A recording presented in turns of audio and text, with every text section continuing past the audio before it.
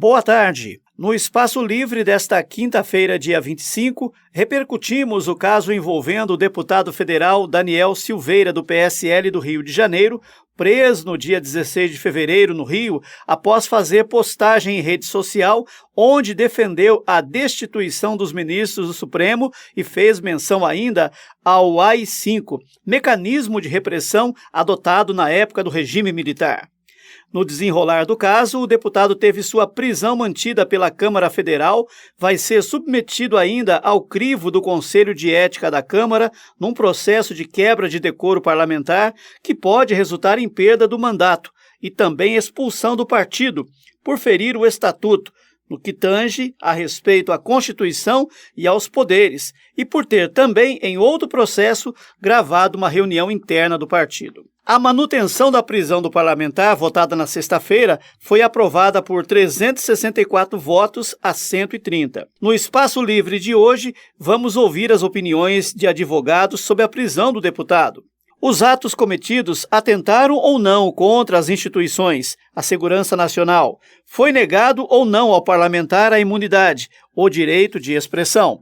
Começamos ouvindo o advogado Hudson Carneiro, ligado a movimentos e com posições definidas em suas postagens em redes sociais. Boa tarde, Cláudio Lopes. Boa tarde, ouvintes da Rádio Difusora de Ouro Fino. Quem fala é Hudson Carneiro, sou advogado aqui em Vitória, Espírito Santo, e vou fazer um breve comentário sobre a prisão do deputado federal Daniel Silveira, que está repercutindo no país todo.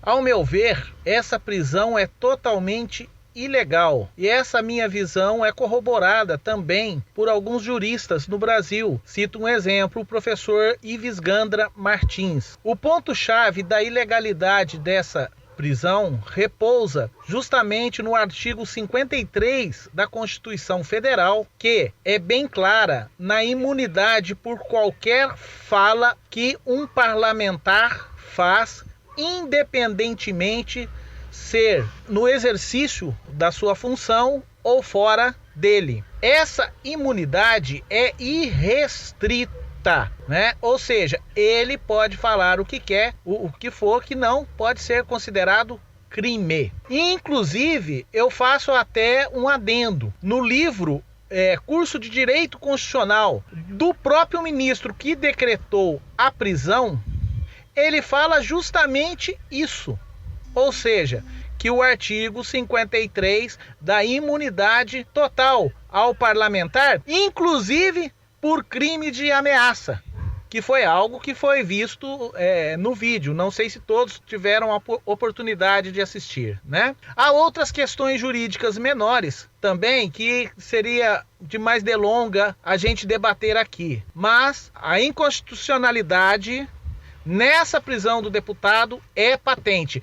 Causa uma curiosidade também, já saindo fora do âmbito jurídico, que pela primeira vez um deputado está sendo criminalizado por fala contra membros do STF. Muitos deputados, inclusive da oposição, já falaram horrores contra os ministros e nada aconteceram com ele, né? O que faz a gente duvidar de algum partidarismo por parte desses ministros. Muito obrigado. Outro advogado que também manifesta suas posições é José Carlos de Paula, que opina sobre o caso envolvendo Daniel Silveira. Com relação ao deputado Daniel Silveira, ali para mim está claro que houve a prática do crime. O fato dele ser parlamentar não o isenta dos excessos. Se fosse assim, um parlamentar podia cometer qualquer crime, um assalto, um homicídio, e invocar a imunidade parlamentar, não é? Então, a mim foi justa a medida tomada. Agora, me parece estranho um deputado que defende o AI-5 recorrer justamente para o habeas corpus, invocar a liberdade de expressão, que são direitos que foram suprimidos pelo AI-5. Então, se esse deputado tivesse vergonha na cara, ele nem usava o habeas corpus e tampouco ia invocar o direito à liberdade de expressão de uma Constituição Federal que ele não reconhece nem respeita. E ouviremos agora a opinião do advogado Dante Severo, que participa de programas na Rádio Difusora. Boa tarde, Cláudio Lopes. Sobre a prisão do Daniel Silveira, se é legal ou ilegal. Eu entendo que é legal, né? Haja vista que o crime que ele cometeu e a decretação da prisão dele em flagrante pelo ministro Alexandre de Moraes foi embasado em crime contra a segurança nacional. Tanto que ele fez diversas ameaças e incitou o famoso AI-5, né? Que é o ato institucional número 5, que praticamente dava poderes totalmente para o executivo, né? Fazer o que bem queria. E mesmo a defesa dele dizendo que é o artigo 53 da Constituição Federal que fundamenta que os deputados e senadores são invioláveis civil e penalmente por quaisquer de suas opiniões, palavras e votos, né? Mas, dando uma simples pesquisada no STF, já tem julgados que meio que limita essas opiniões, palavras, votos eles nem falam, mas principalmente opiniões e palavras. Tanto que eu cito aqui o julgado do ministro Marco Aurélio, que eu cito um trecho aqui, ó. O fato do parlamentar estar na Casa Legislativa no momento em que proferiu as declarações não afasta a possibilidade de cometimento de crimes contra a honra nos casos em que ofensas são divulgadas pelo próprio parlamentar na internet. A inviabilidade material somente abarca as declarações que apresente nexo direto e evidente com os exercícios das funções parlamentares. O parlamento é um local por excelência para livre mercados de ideias e não para livre mercados de ofensa. A liberdade de expressão política dos parlamentares, ainda que vigorosa, deve se manter nos limites da civilidade.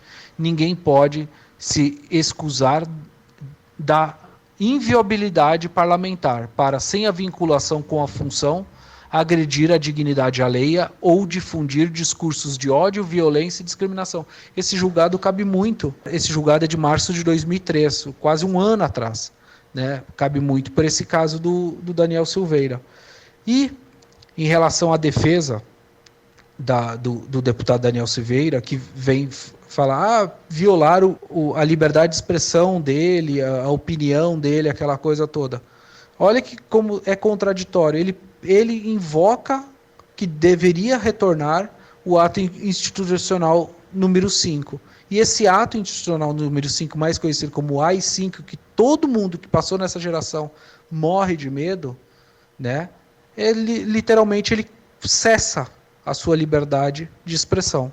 E para completar, tanto que a Câmara dos Deputados, 24 horas depois da prisão em flagrante, conforme determina a lei em se tratando de medida cautelar do Supremo, a prisão do deputado, confirmou a prisão, manteve-se a decisão do Supremo. O advogado e apresentador Geraldo Afonso, que já atuou na Defensoria Pública do Rio, opina sobre a polêmica em torno da prisão do parlamentar. Olha, minha opinião sobre esse problema da prisão do deputado é que o artigo 53 da Constituição Federal, que é justamente aquele artigo que trata da inviolabilidade civil e penal, né, por qualquer manifestação, palavras ou votos dos senadores e deputados. Eu entendo que essa garantia ela não é absoluta, ela não é total, ela é relativa. Relativa a como? Ora, os deputados e senadores são invioláveis, desde que a sua manifestação não constitua um crime. Porque se assim não fosse, eles estariam acima de todos os cidadãos brasileiros, porque teriam uma prerrogativa que ninguém tem. Ou seja, cometer crime e ficar impune. Então seria um absurdo isso. Então eu acho que a manifestação, sim, são invioláveis, mas não a ponto de abarcar, de proteger a existência de crime. Mas no caso, será que o deputado cometeu algum crime? Bem, aí há dois dispositivos da Lei de Segurança Nacional, que embora seja uma lei feita no tempo da ditadura, né, mas está em vigor, está em vigor. Tentar impedir que o emprego de violência ou grave ameaça ou livre exercício de qualquer dos poderes da União. E o outro que eu acho que estaria em curso seria fazer em público propaganda de processos violentos, eu acho que foi feito, né? Ou ilegais para alteração da ordem política ou social. É pregar, através da violência, né? O fechamento do Supremo, evidentemente, é uma incitação à violência, é crime previsto em lei e é um crime inafiançável. Então, eu acho que nesse aspecto está correta a posição do Supremo. Agora, é claro que a última palavra será na Câmara dos Deputados, porque a Câmara apoiou a prisão em flagrante. Só que ela vai ser novamente instada a se manifestar, já que houve a denúncia e, evidentemente, após o recebimento da denúncia, haverá o prosseguimento do processo criminal contra esse deputado. E a Câmara tem poder de suspender a tramitação do processo. Isso está entre a prerrogativa dos deputados, entendeu? Essa possibilidade. E a outra possibilidade seria da própria Câmara, através dos seus pares, tomar providência e entender que a manifestação do deputado foi indecorosa, foi contra o decoro do parlamentar e nessa condição poderá também cassar o mandato dele. Isso é um problema que talvez aconteça, talvez não, então vamos aguardar os acontecimentos, né? Essa é a minha opinião, mas eu quero dizer que eu não sou o dono da verdade e eu respeito e muito todas as opiniões de colegas que sejam divergentes da minha. Muito obrigado pela oportunidade. O professor e sociólogo Isaías Pascoal, comentarista do jornalismo da Difusora, traz também seu posicionamento. Sobre a polêmica em torno da prisão do deputado Daniel Silveira, a concordância de boa parte da sociedade de que ele cometeu crime em razão da sua manifestação contra o Supremo Tribunal Federal e contra a ordem democrática. Mas há uma grande divisão sobre uma questão técnica, é sobre o flagrante da prisão, condição exigida pela Constituição Federal, artigo 53, parágrafo 2º. O STF unanimemente acha que sim, que as condições para o flagrante estavam presentes, mas os juristas se dividem. Essa questão fica no campo da interpretação, que é uma característica essencial da prática do direito. Pareceram-me razoáveis os argumentos de Alexandre de Moraes para justificar sua decisão de mandar prender o deputado. Para além dessas controvérsias, é importante reconhecer que imunidade parlamentar não é licença para ofender pessoas, instituições e o regime democrático. O deputado foi eleito num regime democrático, mas agora se arvora contra ele. É certo que o STF falha muito, mas não neste caso. Há que impor limites às ações dos parlamentares. Eles não podem ter licença para estarem acima da lei. Democracia é, sobretudo, o regime em que impera a lei, debaixo da qual todos devem estar.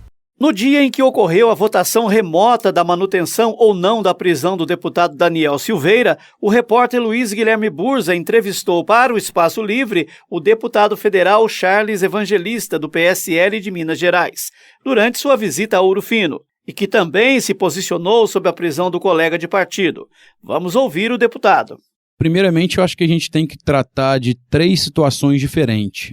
Primeiro, com relação à prisão. Na minha opinião, foi uma prisão ilegal. Nós estamos gravando esse programa hoje, que é uma sexta-feira, por volta das 13 horas. A votação vai ser às 17. Então, até o momento, a minha decisão é pela revogação da prisão, por achar que é uma prisão totalmente ilegal. O segundo ponto é com relação à expulsão. O partido, ele é um partido independente, tem seu estatuto próprio. E dentro do estatuto, um dos artigos é respeitar as instituições, respeitar os poderes sem gerar qualquer tipo de conflito, mais ou menos nessa linha. Ou seja, a partir do momento que ele não fez isso, ele não seguiu o estatuto do partido, está apto para ser expulso, ele não cabe nos quadros do partido. Sou a favor também da expulsão dele. E sou a favor que ele seja julgado no Conselho de Ética da Câmara. Então são 3 casos diferentes. Primeiro, até o momento sou contra a prisão, sou a favor da expulsão e a favor que ele responda no Conselho de Ética e não que o Judiciário interfira dentro do Legislativo tentando fazer qualquer tipo de influência.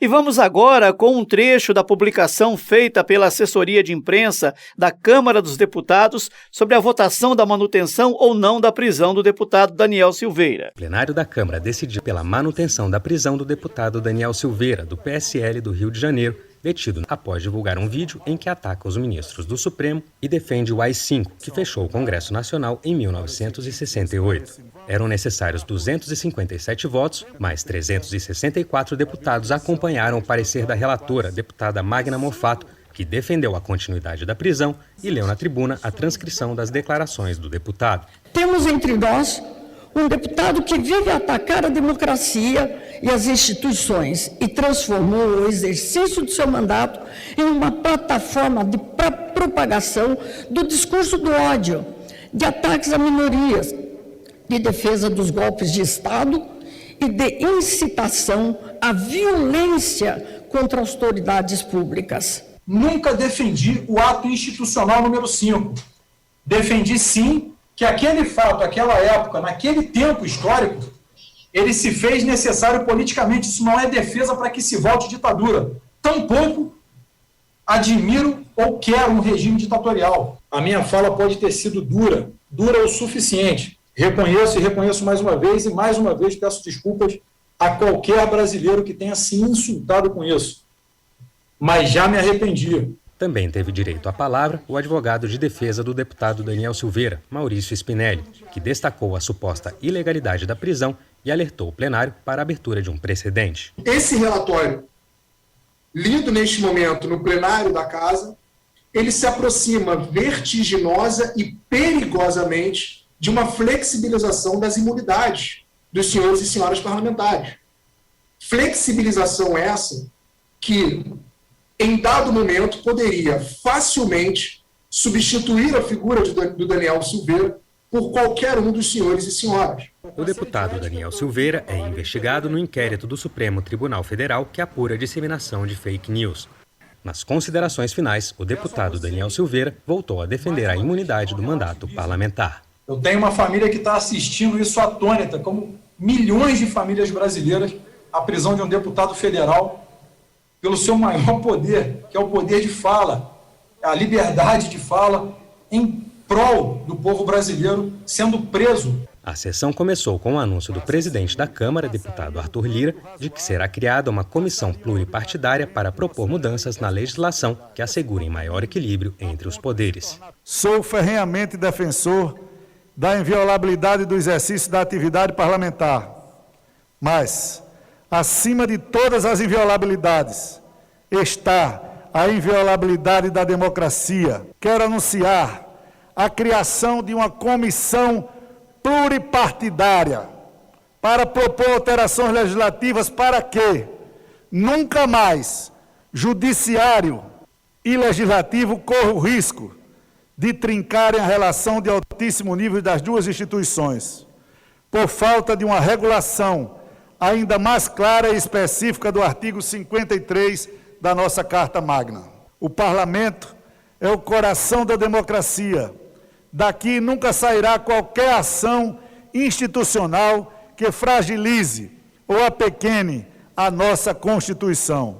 Somos, fomos e sempre seremos a casa vital e pulsante da democracia.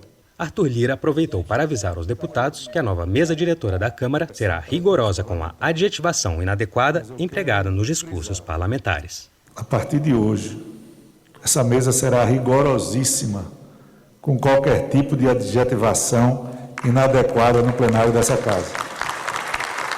Doa em quem doer. Tenham cuidado e responsabilidades com as falas dos senhores deputados dentro do plenário desta casa. O Espaço Livre termina aqui. Você fica agora com o Rádio Serviço e em seguida vem aí o Paulo Henrique com o programa Vale Tudo. Para você, uma boa tarde e continue na Difusora.